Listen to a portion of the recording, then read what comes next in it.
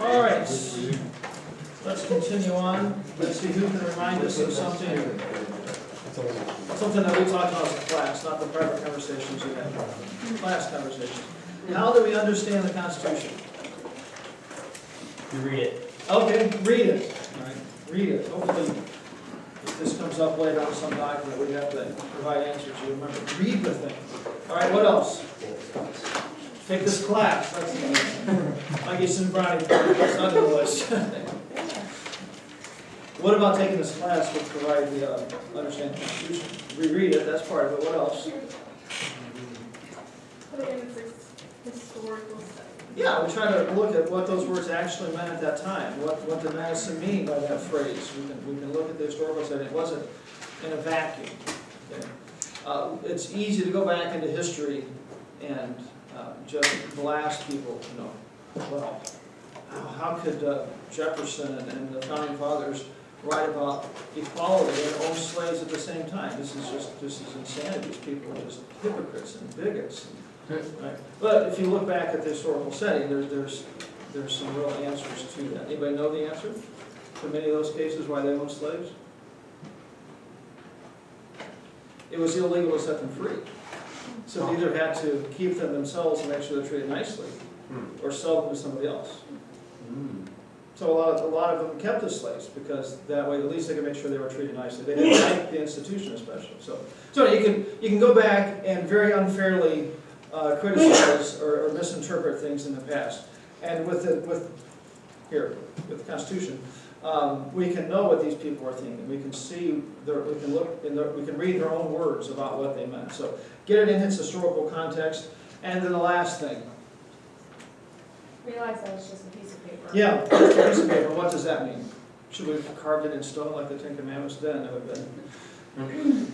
So it's self-executing. Yes. Do something in order to see that it's fulfilled. Yeah, it's not self-executing. We are the ones who make it happen. Okay, be like Mr. Schreiber before the next soccer game, getting you guys together and start. This is the plan. We're gonna touch the ball twice this game. Some plan. Oh. Sorry. We're gonna win. We're gonna win this game. All right. It comes up with some plan. It's up to the guys on the soccer team to actually carry that out. If they all sat on the bench and said, "All right, I want to see this happen," it's not going to happen. And that's the Constitution. We can look at it, and hopefully you'll pull out large chunks of hair at different points of the semester as you get frustrated at how it's ignored and blatantly twisted. But it's up to us to make sure it happens collectively as a nation. There's no outside body, and we don't want an outside body. We don't want some UN peacekeeping force to come in and make sure we keep following the Constitution. We don't want that. So it's not self-executing. It's just a piece of paper. All right, what does Article 3 deal with? Wow, Megan, so much excitement. The judicial branch. Did you have some espresso this morning? No. All right, judicial branch. We're going to start with Article 1. What does that deal with? Since it's the beginning. Congress. What is meant by the idea or the phrase checks and balances? We're actually looking at some of the checks and balances in the Constitution. What do I mean by that? Nothing to do with accounting and bookkeeping. That each branch is going to keep and check each other. Like that way that each branch doesn't take too much power. Yeah, each branch has ways to preserve their own authority and power and rein in the other branches. We're focusing on that as we look through these examples. Another real facet of the checks and balances is between the states and the national government. There's checks and balances there. Now that greatly through the years, the national has just shoved the states underneath due to multiple factors. But originally in the make of the Constitution, that was another layer of checks and balances. So. All right, we were looking at these checks and balances Tuesday, last class period. And I know we looked at the legislative branch and how it checks the other two. This is how Congress can keep in control the executive branch and also keep in control, keep in the proper area of authority the judicial branch. Somebody tell me what's something Congress can do to prevent the president from unconstitutionally making a treaty with Iran. What's something Congress can do? They can impeach him? They can impeach him. Okay? Would that happen? No. It would be fun to have Joe Biden as president for a while, force him to speak in public. We'd have about 15 months of a comedy routine. I was gonna just ask what your comments on the Pope was, if that pertains, because Congress was there. Yeah. Oh, I mean, someone brought up that, it's a violation of church and state. Yeah. I'm not worried about that, especially so. Unless Congress is picking the Catholic Church as the national religion. There's no violation. So, okay, so one is impeach the president. That would be one way, and that should have happened a long time ago, but until we have some males in Congress that are men, it's not going to happen. So, yes? They could turn off his lights. They can turn off his lights, punch him really hard. But they control the spending, all right? They control the spending. Literally, turn off the lights in the White House. The Senate just this morning, I heard, failed to pass a budget that defunds Planned Parenthood. No. All right, so the House did, and the Senate didn't. But the House is the one that controls it. It's so- controlled by Republicans. All right, it's controlled by Republicans. And what they're already saying is, well, this isn't something where we're going to shut the government down for, every issue that comes up, just listen to Boehner, every issue is not the one to fight on, it's the next one. Next time, we're going to really get them. Next time, we're really get them. And when they came on Planned Parenthood, he'll talk about, well, next year when we redo the whole budget, then we're going to get them. Right? They control the spending. Right? If there's a deadlock, then the president's lights go out. Okay, if it's a stalemate. Some cases, if there's a stalemate, the president wins the argument. And this, with the spending, if there's a stalemate, Congress wins because nothing gets spent. Period. Right? So they control the spending. Now that Boehner refuses to exercise that power. Under John Boehner, all of the provisions of Obamacare were funded for the last year. All right, he did that. Last year, just after the elections, when the Republicans got more seats in the House and really could have unfunded it, he passed the budget before those guys took their seats. Right? He refuses to do it. So, all right, but that is a very legitimate power, control of spending, and it should be exercised in a more manly fashion. So, sorry, girls. And what's the third way that we looked at? Override a veto. All right, if the president vetoes the budget that doesn't fund Planned Parenthood, which he's claiming he'll do, and John Boehner says, "Oh well, I guess we can't send him a bill that defunds Planned Parenthood because of veto." No, I think we should make him veto it. Right? Even if Congress can't override it, make him do some action to keep the funding going, to allow our national tax dollars to go chop up babies and harvest their parts and sell them. Right? But they will refuse to do that. Right? So it is sick. I agree. Sick. And it's sick. It's sick, and it's sick that it's even a debate. All right, and that shows you it's a scary glimpse into the heart of our country that it's even a debate about this. And we're not even talking about making it illegal. All we're talking about is not having the government pay for it. Think of all the things that you do that the government doesn't pay for. I mean, it's not like we're saying this can't happen. We're just saying the government's not going to pay for it anymore. That's all we're talking about. And the fact that it's a debate is really sick. All right, what's some things Congress can do to keep the judges in check? Sarah? They can impeach the judges, throw them out. John Roberts for gross judicial negligence or something. You can come up with some fancy term. Anybody who reads the Constitution and thinks Obamacare fits, they need a straitjacket with some Velcro straps. They need to not be on the Supreme Court. And I really did like John Roberts when he was appointed, but that is an insane decision. So. The judges have to be approved by Congress. Okay, judges have to be approved by Congress. The president picks them, but all of them get approved by Congress. Every single judge that sits on the federal courts, Congress approved them getting their position. That's a significant power. They could shut it all down. Yes, except for one. except for the Supreme. Supreme Court is mandated in the Constitution, but all the rest of it is completely up to them. That'd be fun, you know. Some of these old codgety liberals on the Supreme Court that, you know, they show up for work about 6 weeks a year, and they, you know, they pump out about 6 pages worth of documents. Just shut down all of the whole thing so that every single case comes to them, make them actually work. Talk about some screaming and crying.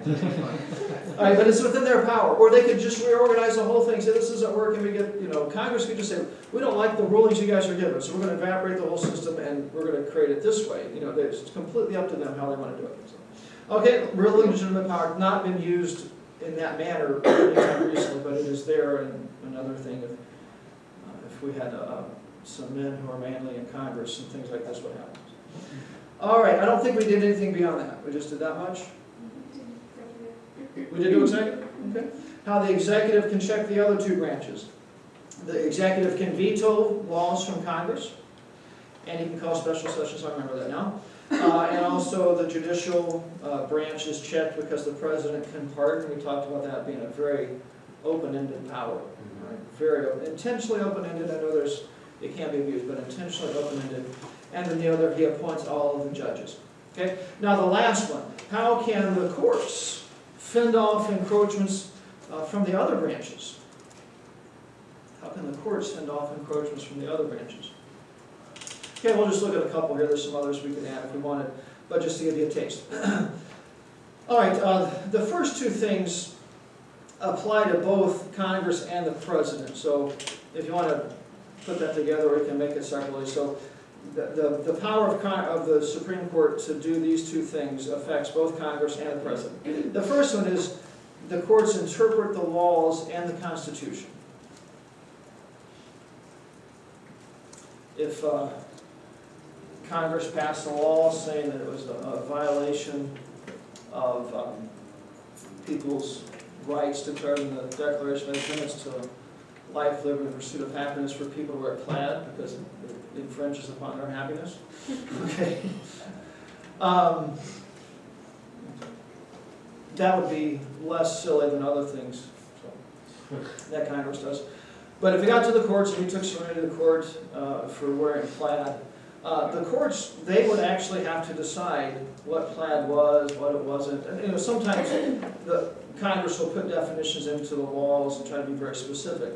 But she gets hauled off into court, and they're the ones that decide, well, what she was wearing, does it actually qualify as plaid according to the statutes, or does it not?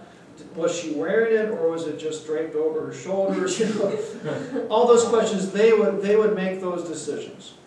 Okay. All right. So they interpret the laws and the Constitution. They would also, well, let's leave it there. The other one is they decide if laws are constitutional. If Congress really did pass that law, Serena would get drug off to the local district courts, and if she was found guilty, she could appeal. It would go to the appeals court. Eventually, it could get to the Supreme Court. And there, and the lower courts could do this as well, but there ultimately, the Supreme Court could say that law is a violation of the Constitution. Nowhere in it does it give Congress the authority to regulate clothing styles. Okay, it's not there. And just say this is an unconstitutional law, and strike it down as void, and you go free. Okay, real legitimate power. That's what should have happened with Obamacare. What Roberts did with Obamacare, basically, the issue was the fine for not having insurance. That was and Roberts said, well, it's just a tax, basically. And claimed that Congress can tax anything it wants, which is not what the Constitution says. You should have just said, you really don't have to dig deep into it to realize this thing is not constitutional. He should have just struck it down and been done with it. But he didn't. But it is a real and legitimate power. There are other significant things that every now and then the Supreme Court makes the same decision. Kind of like a clock that stopped twice a day, reads the right time by accident. They don't intend to. But periodically they do make a ruling and strike something down as unconstitutional properly. One of the recent ones dealt with the Second Amendment about 5 or 6 years ago. Chicago, basically, it was not possible to own a handgun in Chicago. Right? And somebody as a black guy, that was tired of his house getting broken in by the thugs, suits, to own a gun. And I got to the Supreme Court, and they actually said, no, that's a violation of the Constitution. It's an individual right to own firearms. So there they made a sane decision. Right? But a real legitimate power, deciding if things are constitutional or not. Now, they're not the only ones. We can say that something's unconstitutional and send representatives to Congress that will fix things. There's other arbiters here in the mix, but they definitely are one of them. So. All right, the last one here for the judicial branch. This is something that applies just to the president, so something with the executive branch, and particularly just to the president, is if the president is impeached, the Chief Justice presides over the trial. In an impeachment case, the House of Representatives brings the charges. If you're familiar with the legal proceedings, it'd be kind of like a grand jury issuing an indictment. The House does that, and then the Senate, they actually hold the trial. And all of the senators vote guilty or not guilty, or yes or no, on whether or not he's guilty of whatever the charges were. If the president is being impeached, then the Senate is still the jury, but the Chief Justice of the Supreme Court actually runs the trial, as opposed to the Senate running it themselves. Does anybody have any idea why that's the case? It does provide this check on the president, but there's another much more practical, much less exciting reason Jacob, of that is. What I had in mind is not less practical. Okay. It's because he knows how to do it. Well, not quite that dull. But that is a false assumption. Come on, we're talking about John Roberts, Obamacare constitutional. He may not know what he's doing. Is he appointed by the president or no? He is. Okay. That seems biased enough right there. Oh, I'm saying he comes and runs the trial. Oh, okay. The vice president is in charge of the Senate. Oh. So if the president's getting tried, it'd be the vice president running the trial, and that is a real conflict of interest. Either he could throw it to get the guy kicked out and become president, or he could go either way. That's a real conflict of interest. So the Chief Justice comes in to this. Now that power of the vice president running the Senate is very rarely used in any to any extent at all. It's withered away almost nothing. But he is the president of the Senate. Okay. Point made, I think there, you can see the founding fathers here built into the Constitution things like this that gave each branch of government the ability to protect their own little area of power and authority. Right? And does anybody remember especially what Madison referenced as what would keep members of Congress motivated to not let the president plow over them? That's kind of a vague question, but he talked about it was their sin nature. The greed and selfishness of members of Congress is going to cause them to hold on to their power and authority and keep the president at bay. And the president's greed and selfishness is going to cause him to hold on to his power. So really they were pitting the sin natures of members of Congress against each other. If you read or hear about socialists, they'll always talk about how the free market is unfair and we need the government to step in and provide some fairness. I took an economics class and the first 3 quarters was really, really good. And then we had this chapter where it started off with that statement basically. The free market sometimes isn't fair, so we need the government to step in and provide fairness. What socialists forget is that the people who run the government are sinners, just like the people who run the businesses are sinners. Right? And in either case you're going to get unfairness. At least in the free market, if some business treats you unfairly, you don't go back. Okay. If the government treats you unfairly, you have to go to the beginning or something. It's tougher. It's tougher not to go back. So. All right, so they were recognizing the fact that we were sinners and building in mechanisms so that the sin natures of the people in our government would keep this balance of power, as opposed to socialists and communists who don't take it as just a fact of life that we're sinners. They assume that you put people in government and they're always going to do the right thing and be honest and pure and yeah, that's not even a funny joke. All right, questions about that?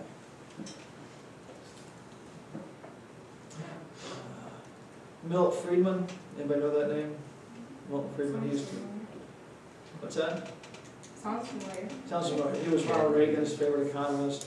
Very, very conservative guy. And he just once asked, basically, don't we need the government every now and then to make it fair? And his answer was, well, as soon as you can get some angels to come run our government, then we can talk about it. But we're sinners. You know, this is not ever going to work. So, all right, we've reached an exciting moment with class. So,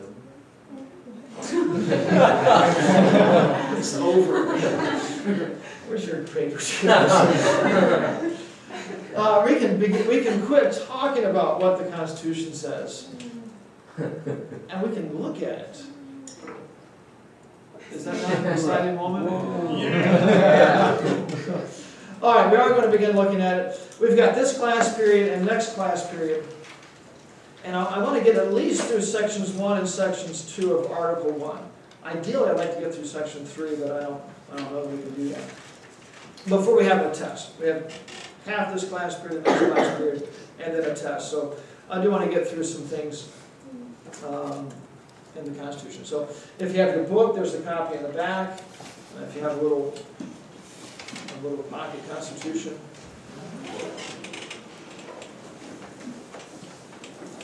Pull that out.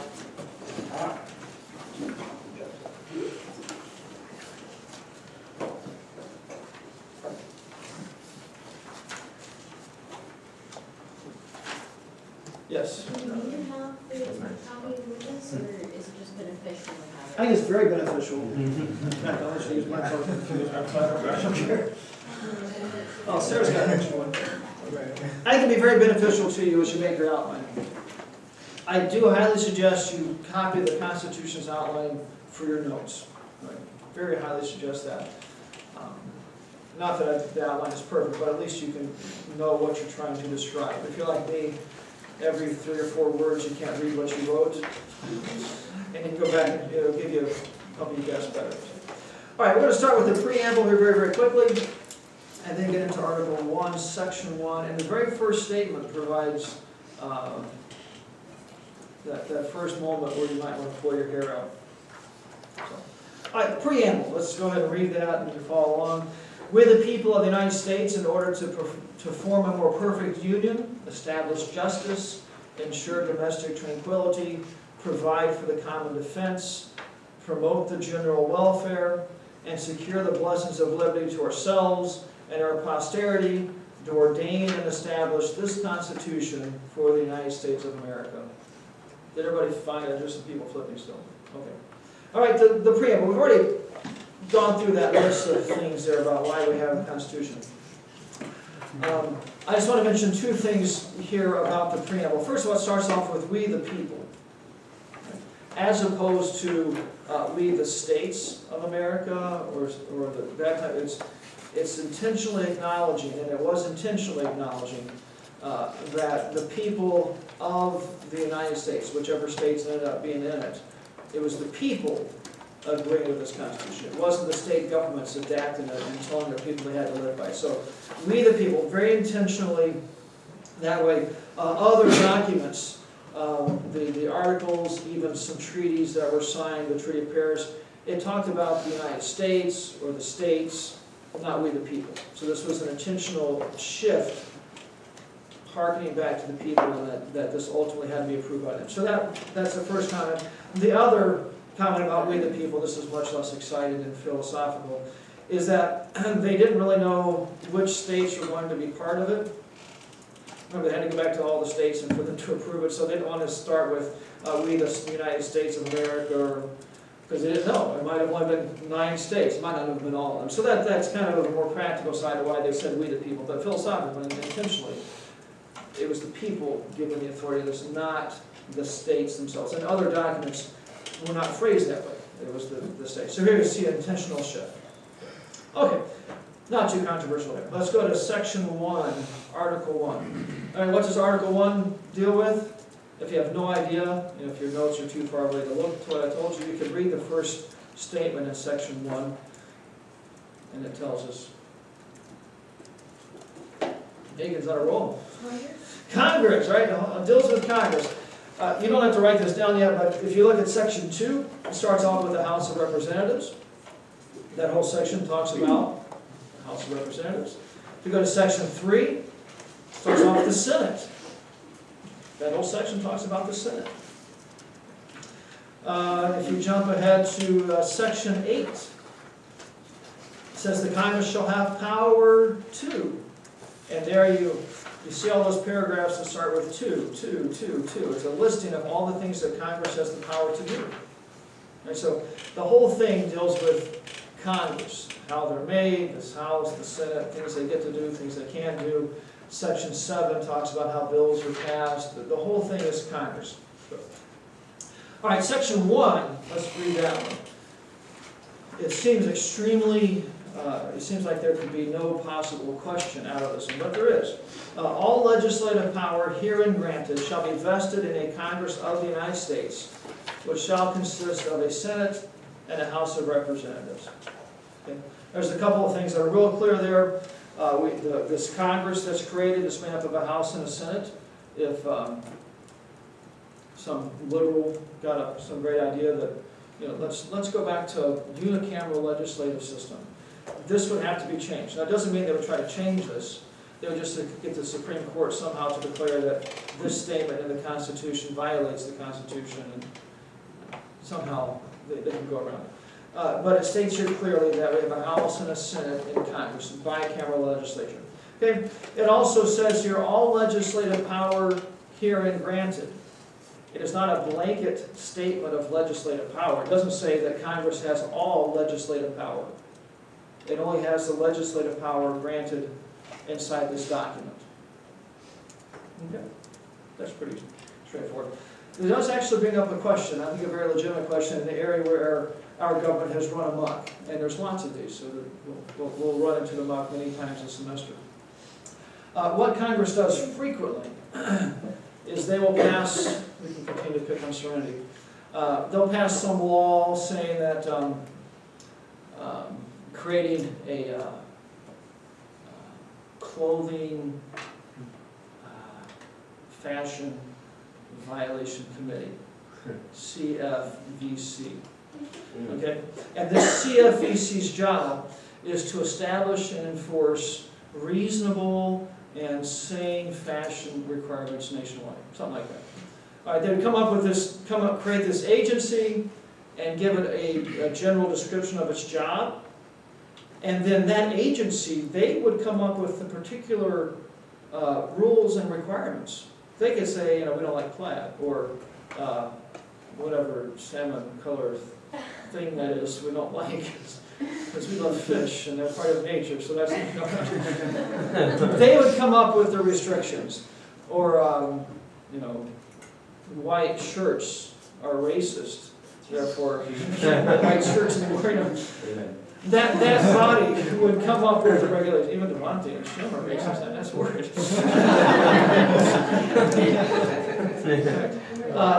That agency would make up those rules and regulations. Okay, and this happens all the time. Think of the Environmental Protection Agency.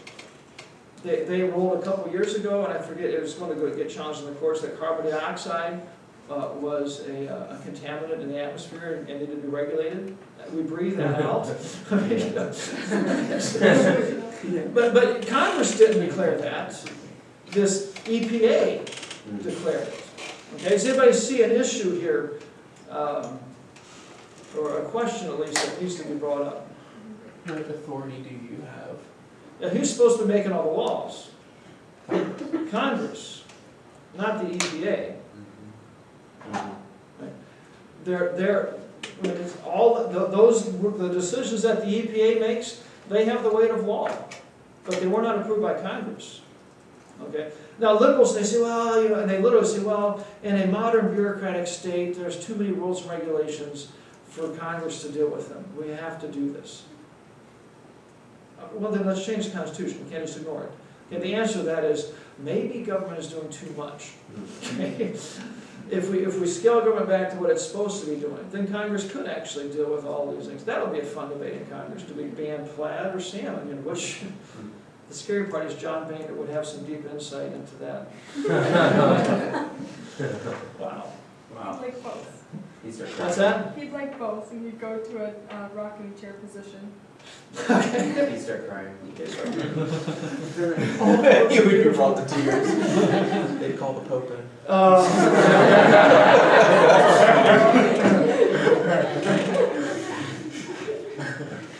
right. I guess I asked for it. But you see the point. I mean, almost, we have this massive bureaucratic state. And we have the EPA that makes regulations there. They make, there's regulations about emissions for trucks and things like that. I have a cousin-in-law, if that's the right word, my wife's cousin, who works for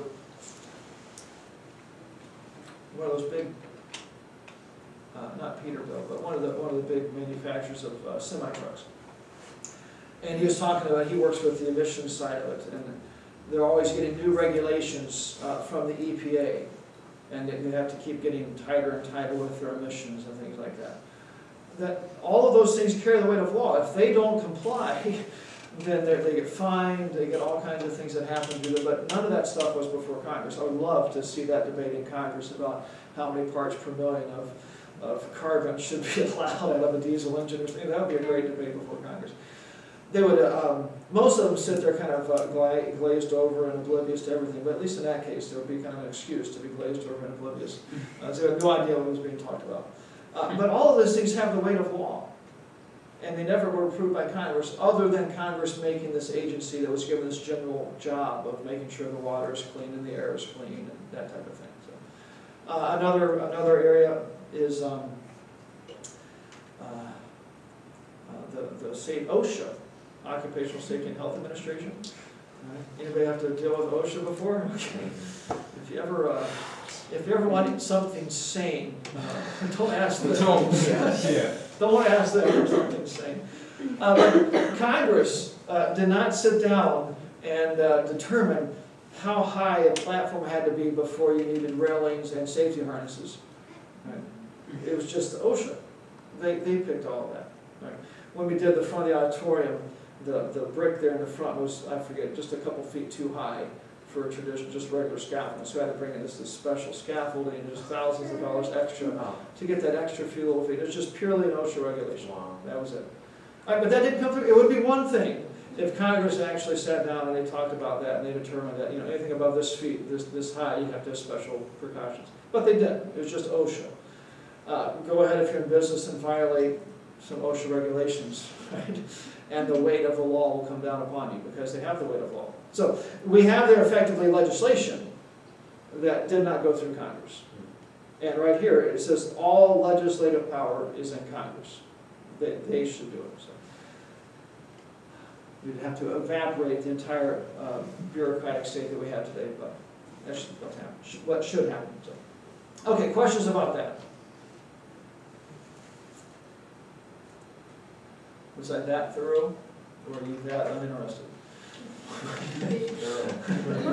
was thorough, okay. You should love it. Please do that.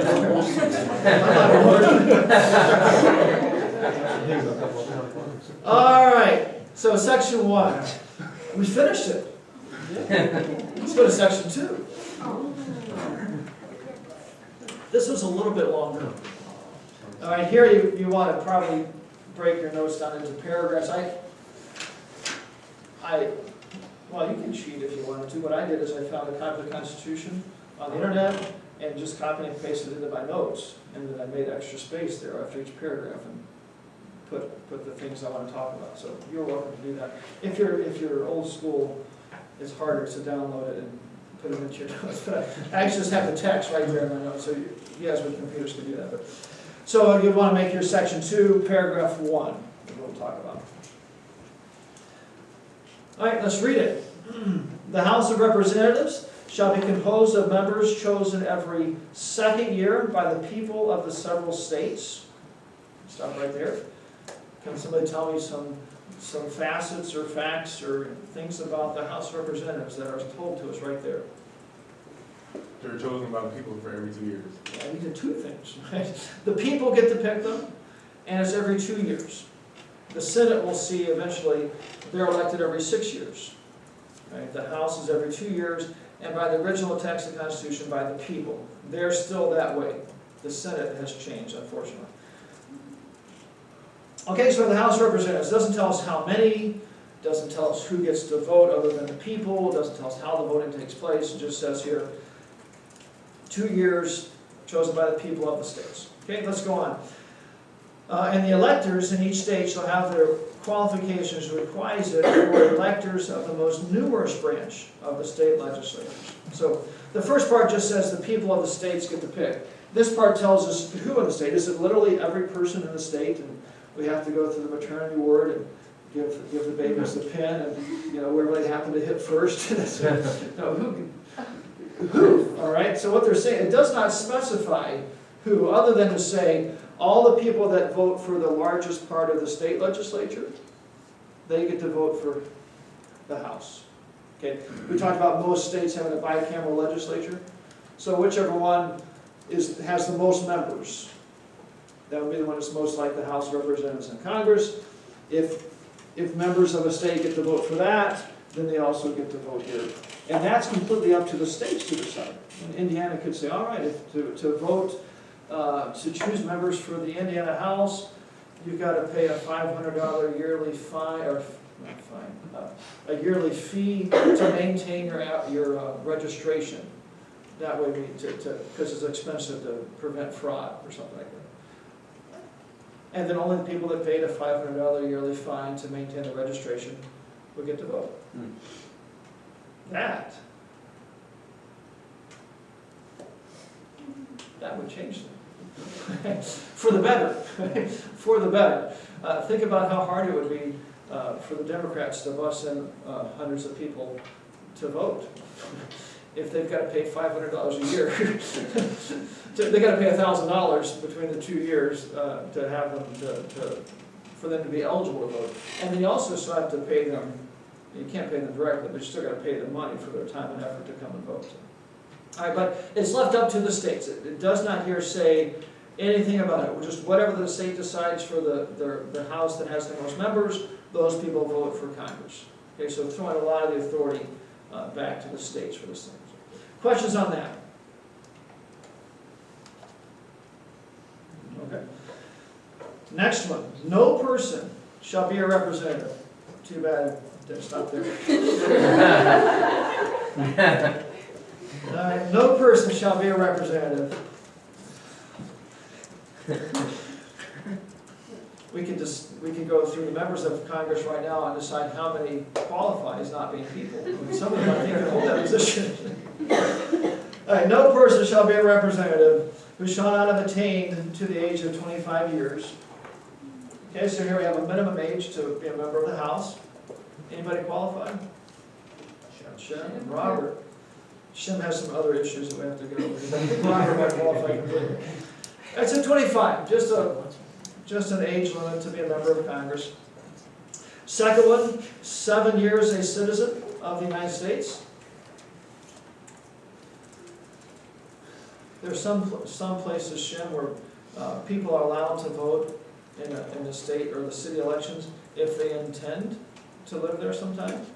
So maybe if you really want to be a citizen and it's been 7 years that you want to be a citizen, maybe you should be a member of Congress. So, I have 7 years as a citizen. Now this is a unique or unusual characteristic of our system of government, in that it allows immigrants to, other than president, they can have full participation in our government structure as much as any native-born person. I just watched a short video last night at Prager University. Very good videos if you ever get bored and don't want to do your schoolwork.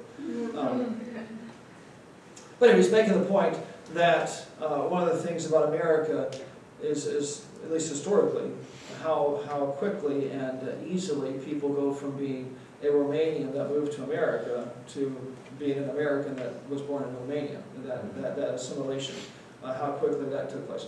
And here we see that even in the Constitution, after 7 years of being a citizen, you can be a member of Congress. Right? So very quickly. So yeah, it's appropriate, I think, to have some time there for them to understand our system and how it works, but very quickly they can participate. So 7 years. So Shem, we have to wait a little bit. Shem for president, or I'm sorry, Shem for the House first. All right, next one. And who shall not when elected, be an inhabitant of the state in which you shall be chosen. All right, so you have to live in the state that you were chosen from. If you're going to be a representative of the state of Illinois, you have to be brave enough to live there.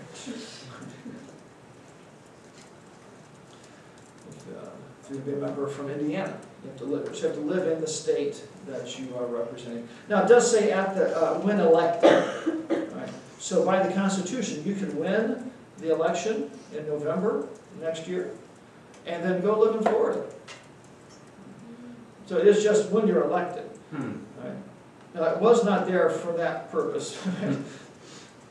Can we think why it's phrased when elected? Why do they not have to maintain their residency in the state for the entire time that they're serving as a member of Congress?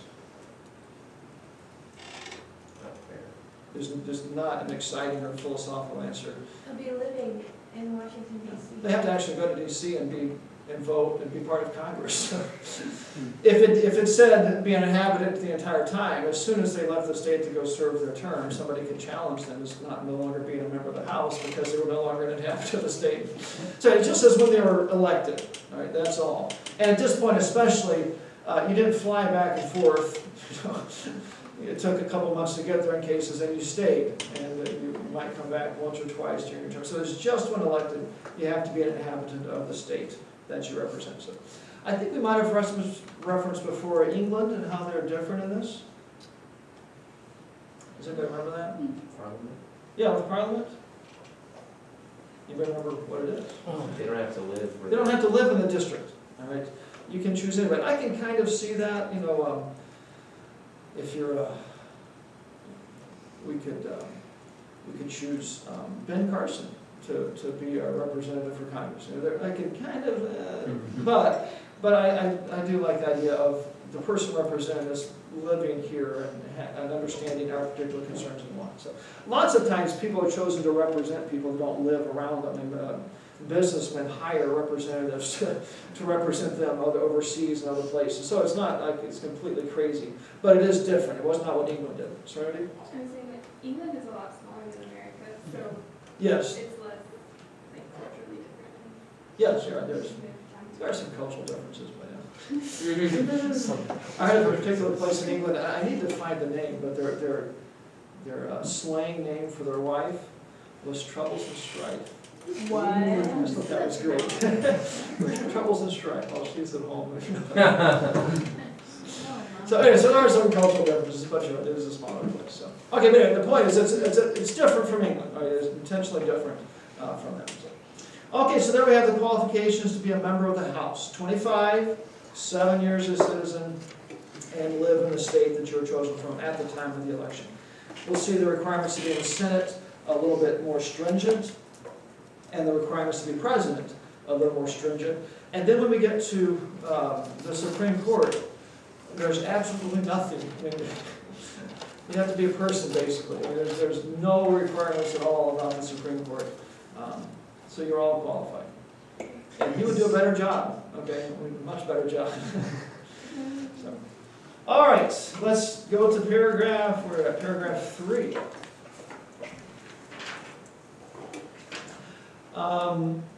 Some of you, depending on the version you have, you might have some parentheses or brackets or an asterisk or something. This was modified by an amendment, parts of this paragraph. We'll look at what the Constitution said, and then we can mention the amendment a little bit, and we'll talk about the amendment later as well. So, all right, let's just read through here. Representatives, here we're talking about members of the House, representatives, and direct taxes shall be a portion among the several states which may be included within this union according to the respective numbers. Right, so the number of representatives Indiana gets in the House is based upon the population of the state of Indiana. Okay? That hasn't changed. The part that has been changed is the direct taxes. All right, a direct tax is just basically any tax that is paid directly by people, as opposed to an indirect tax, which would be a tax on goods being brought into the country, a tariff or something like that. A direct tax, something we would pay directly.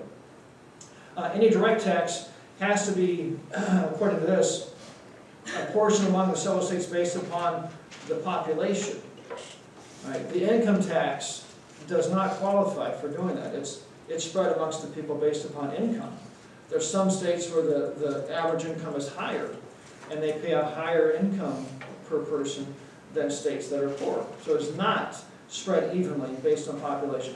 So this was amended when we get income taxes in the early 1900s. A very stupid amendment, but it was amended. At least at that point, liberals were still trying to change the Constitution, not just pretend it says something it doesn't. All right, so that part was amended. The part about the House was not changed at all here, just the representatives. Okay, so the first part there is pretty straightforward. The next part may not be. Let's see what it says. I'll just read the whole thing. Representatives and direct taxes shall be apportioned among the several states, which may be included within this union according to their respective numbers, which shall be determined by adding the whole number of free persons, including those bound to serve for a term of years. If you remember indentured servants and that type of thing, or somebody working as an apprentice for somebody, they were considered, well, not free, but just for a term of years. Okay, excluding Indians. Any Native American Indians here? Part? I'm part too. They didn't count. Sorry. And the ones that weren't taxed, if they didn't pay taxes, they didn't count. So excluding Indians not taxed, there were, especially at this point, large sections of the country that were just wilderness with Indians living in them. And so some state couldn't claim, oh, that's all part of my state, and we're going to count all the Indians. So if the Indians paid taxes, then they got counted. So basically, all the free people, including those that were indentured servants or apprentices, that type of thing. And then 3/5 of all other persons. That's Devontae. I was talking about the slaves. Devontae he's not a slave. But it's talking about the slaves. 3/5 of all other persons. People very unfairly point to this as saying, oh, the Constitution says blacks were only worth 3/5 of a person and that type of thing. All right? That is a very, very unfair criticism. Okay? Very unfair criticism. Probably the better way to think about this is that unlike most of the world, they were calling slaves people. Right? 3/5 of all other persons. Right? Anybody remember the argument for the South? You know, they were wanting to call them property and their peculiar institutions. And even the Dred Scott case got it wrong. They declared that Shem too. The blacks were just property, like a cow or a horse or a shed, and they can't bring a lawsuit. Right. Here the Constitution is saying people. They are not property. They're not animals, people. Right? That is forgotten. The 3/5, it's called the 3/5 compromise because the Democrats in the South wanted them to not count at all for taxes and to count completely here. All right. So it was a compromise. We went to 3/5 of the slaves. So we don't have to cringe and say, oh yeah, the Constitution is racist. No, it declared that there were people.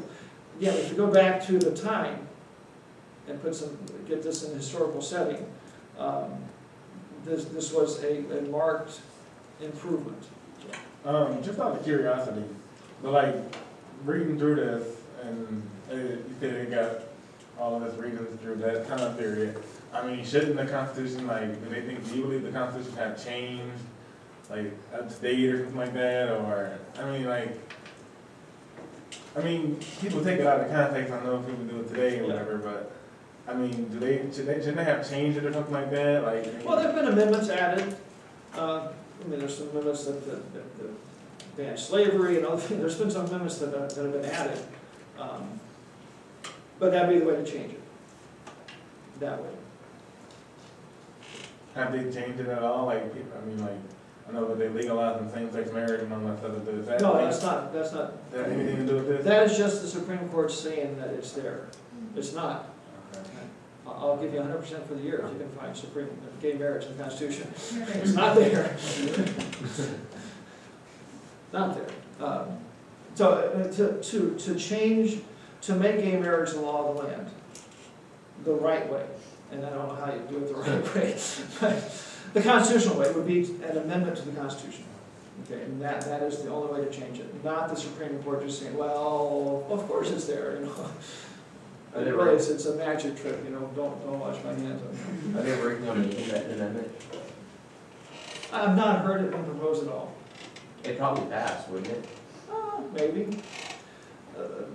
Lots and lots of cases when the people got to actually vote, they voted down. And then that amendment would require that, the states each individually voting. So I've not heard it, not that it's not been brought up, but I've not heard it. That would be the way to change it. Liberals really, for the last 50 or 60 years, have given up really trying to change the Constitution.